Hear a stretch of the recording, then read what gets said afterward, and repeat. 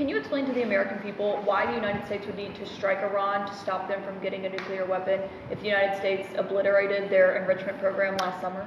Well, I'm not going to make any news on Iran today, Caitlin. I'll let the president make those announcements. As you know, he is sending two of his best negotiators to Geneva tomorrow in order to continue to try to strike the best deal possible for the American people. But the principle is very simple. Iran cannot have a nuclear weapon. If they try to rebuild a nuclear weapon, that causes problems for us. And in fact, we've seen evidence that they have tried to do exactly that. So the president sending those negotiators to try to address that problem, as the president has said repeatedly, he wants to address that problem diplomatically, but of course the president has other options as well. I think tomorrow Steve and Jared will be there. I think they're on their way there now, actually.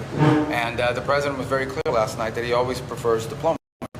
But I want you to understand, and everyone should know that Iran poses a very grave threat to the United States and has for a very long time. They are in possession, first and foremost, after their nuclear program was obliterated, they were told not to try to restart it, and here they are. You can see them always trying to rebuild elements of it. They're not enriching right now, but they're trying to get to the point where they ultimately can. The other thing I would point you to, however, is that Iran possesses a very large number of ballistic missiles, particularly short-range ballistic missiles that threaten the United States and our bases in the region and our partners in the region. And all of our bases in the UAE, in Qatar, in Bahrain.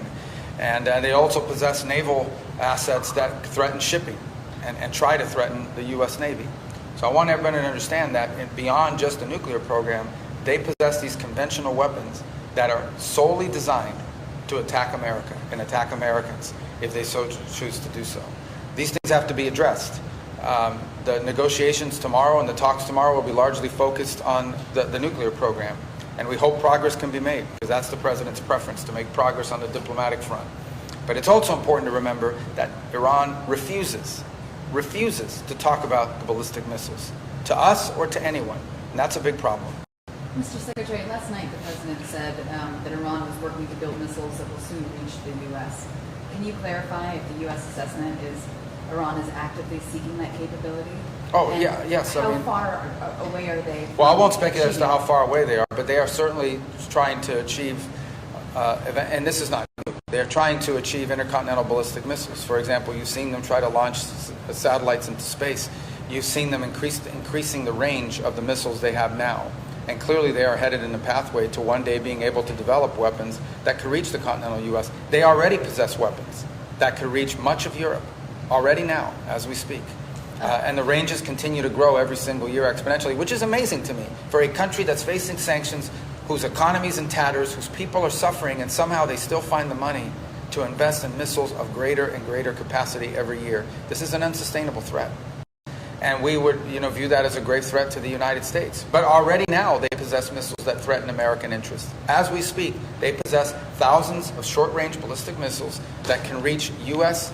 bases located in the region, in Saudi Arabia, in Qatar, in Bahrain, in the United Arab Emirates, throughout the region.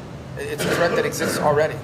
I don't think diplomacy is ever off the table. The president wants diplomatic solutions. He prefers them. He prefers them greatly. He wants that more than anything else. So I wouldn't characterize tomorrow as anything other than the latest in a set of conversations, and hopefully they're productive. But eventually, we'll have to have conversations about more than just the nuclear program.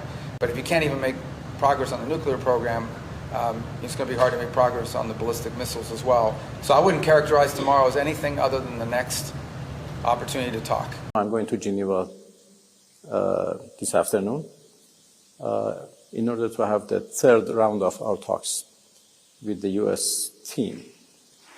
And we have made some progress last time. We were able to find some sort of understandings. And I think based on those understandings, we can build something in the form of an agreement, a deal. I think a fair, balanced, and equitable deal is achievable, and we can do it. We are ready to answer questions. We are ready to remove concerns, but we are not ready to give up our right for peaceful use of nuclear technology. This is what we demand. So I believe that tomorrow in Geneva, there is every possibility to come to an agreed solution which is fair and balanced.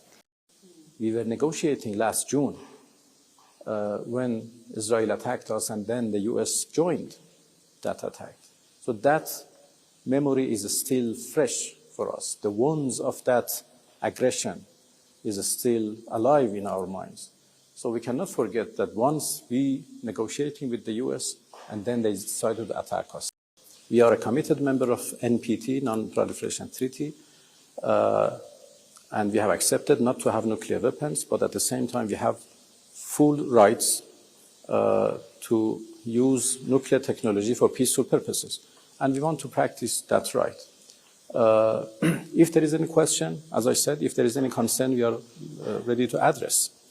So we can build confidence on our nuclear program. And in return, we expect sanctions being terminated. 8th, 9th, and 10th January, we faced with this phenomenon, and we had no way but to crash them. 3,100 and something have been killed. 2,500 of them have been listed by us as martyrs. Those who were killed by these terrorist groups, and we have indication, we have proofs. We have, yes, there are American bases in the territory of some of them.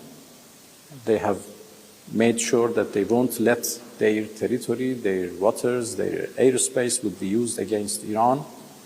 To some extent, I don't know how much that can be controlled. So we are grateful for their positions. I hope that would remain the case. But if, God forbid, the US decides to attack us, then their bases in the region would be a legitimate target. We have no plan to execute for the time being, of course, because there has been no, the courts are still going on. I don't know what would be the judgment of the courts at the end. But so far we have not executed anybody, and there is no plan as such right now.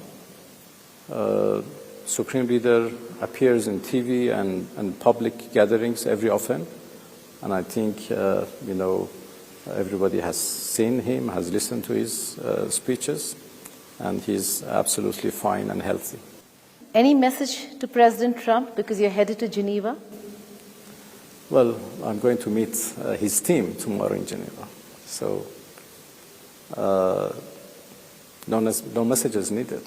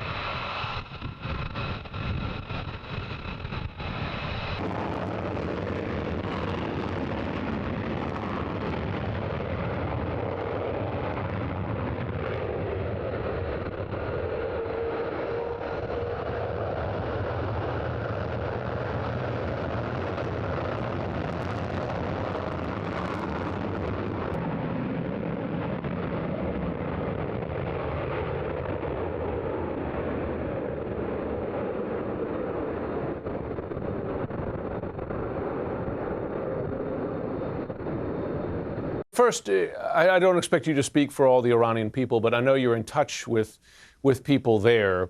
And I wonder, given President Trump weeks ago said that he would strike Iran to help save the protesters, end the deadly, really massacre of Iranian protesters. Now, that's weeks behind us.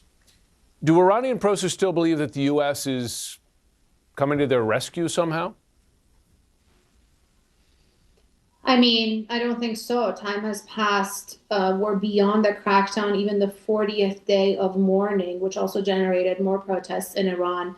The 40th day of the mourning of those who were killed in the initial protest, that's over a month ago. So as far as help being on its way, that was combined with saying go and occupy your institutions, the threat of the U.S. being locked and loaded if protesters are killed.